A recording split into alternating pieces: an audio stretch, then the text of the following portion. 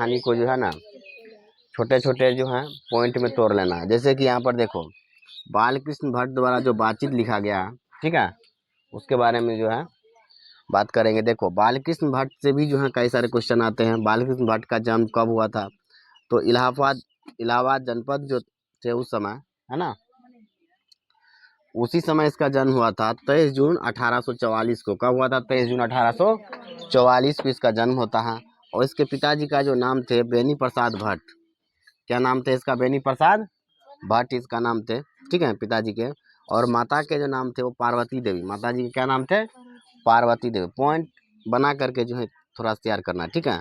इन्होंने जो साहित्य लिखे, है ना, और कौन कौन से साहित्य लिखे देखो, राष्ट्रीय जागरण, है ना, राष्ट्रीय जागरण, समाज सुधार, बाल विवाह, स्त्री शिक्षा, अंधविश्वास, है ना।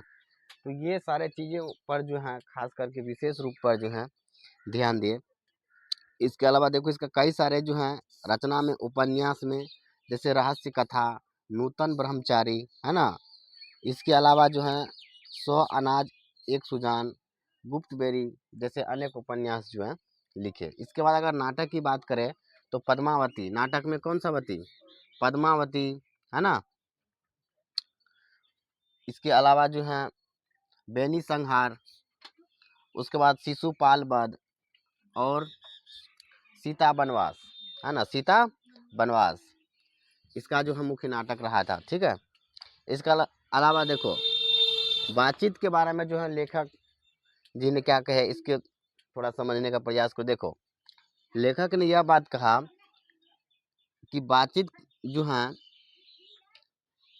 करने से जो है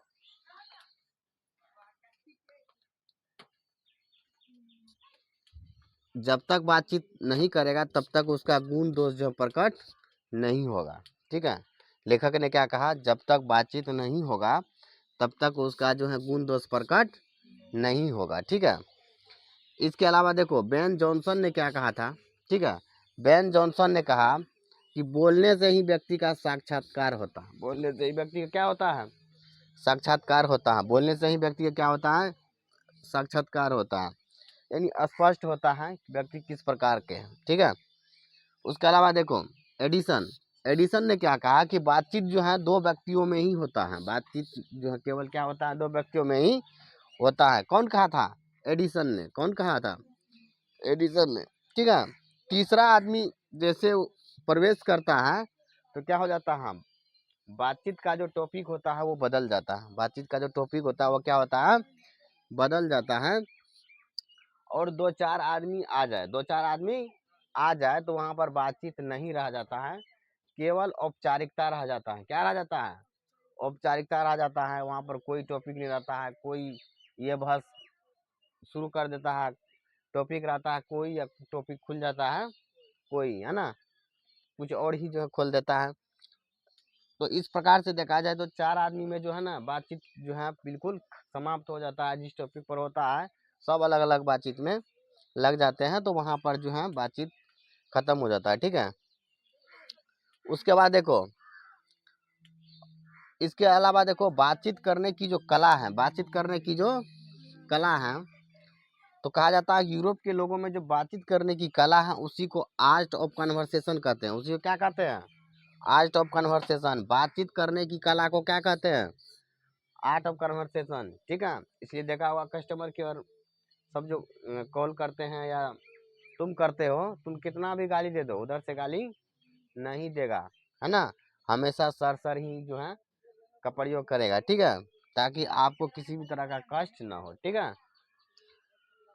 तुम्हारे पास कितना भी कष्ट क्यों ना हो, वो कहेगा सर आपका काम हो जाएगा, ठीक है। कब काम होगा इसे कोई पता नहीं है। तो बातचीत करने का कला को ही क्या कहते हैं? आर्ट ऑफ कन्वर्सेशन कहते हैं, ठीक है। इसके अलावा देखो लेखक ने स्वयं से बातचीत करने के लिए भी कहा। किससे कहा? अगर आपका मन स्थिर हो, आपका मन क्या हो?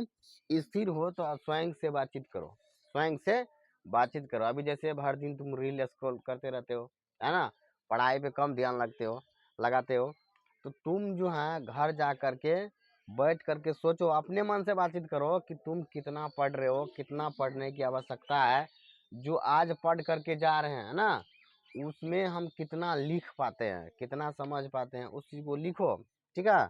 और इस हिसाब से तुम मेहनत करेगा तो लेखक ने कहा स्वयं से बातचीत जो है बहुत जरूरी है, स्वयं से बातचीत बहुत जरूरी है। जब तुम स्वयं से बातचीत नहीं करोगे तब तुमको खुद पता नहीं चलेगा कि तुमको कितना पढ़ने की आवश्यकता है, कितना समझने की आवश्यकता है, ये सारा चीज, ठीक है। वाक शक्ति के दमन से, वाक शक्ति के दमन से व्यक्तियों में क्रोध और ईर्ष्या की जो है भावना उत्पन्न होते हैं, ठीक है। तो क्रोध और ईर्ष्या की भावना कब उत्पन्न होता है? जब व्यक्तियों की बातों को दबाया जाता है, व्यक्तियों की बातों को क्या किया जाता है? दबाया जाता है। कोई चीज कोई बोलता है, कहता है शांत रहो तुम, बार बार शांत कराते कराते, चुप कराते कराते उसके मन में क्या हो जाता है, एक बार गुस्सा उठ जाता है, नहीं उठता है, और फिर बवाल शुरू हो जाता है। इसलिए वाक शक्ति को दमन से क्या पैदा लेता है? क्रोध, ईर्ष्या, द्वेष, ये सारे चीज जो मन में क्या होता है, पैदा लेता है। तो इसीलिए वाक शक्ति जो है ईश्वर का दिया हुआ वरदान है। वाक शक्ति जो है ईश्वर का दिया हुआ क्या है? वरदान है। वाक शक्ति अगर नहीं होता तो व्यक्ति अपने गुण दोष ये सब किसी के पास प्रकट नहीं कर पाते, सिर्फ जानवर की तरह रहते, है ना। केवल कोई देखता तो महसूस कर सकते थे, जैसे जानवर कोई खा नहीं रहा होता, ऐसे मन मार के जब खड़ा रहता है तो आदमी समझ जाता है जरूर कुछ न कुछ क्या है, दिक्कत है, तो उसके हिसाब से उसका इलाज करते हैं, ठीक है। तो उसमें बहुत समस्या होता है, क्या हो रहा है, नहीं हो रहा, पेट दर्द कर रहा है कि माथा दर्द कर रहा है, ये सब नहीं बोल पाते हैं जानवर, सिर्फ उसका देखते हैं खा नहीं रहा है, चेक करते हैं, बुखार है तो उससे संबंधित दवा देते हैं। तो इसीलिए जो कहा जाता है ईश्वर का दिया हुआ सबसे बड़ा जो है उपहार है हमारा वाक शक्ति। हमारा क्या? वाक शक्ति। अगर हमें वाक शक्ति नहीं होता तो अपने गुण दोष ये सारे चीज जो प्रकट नहीं कर पाते।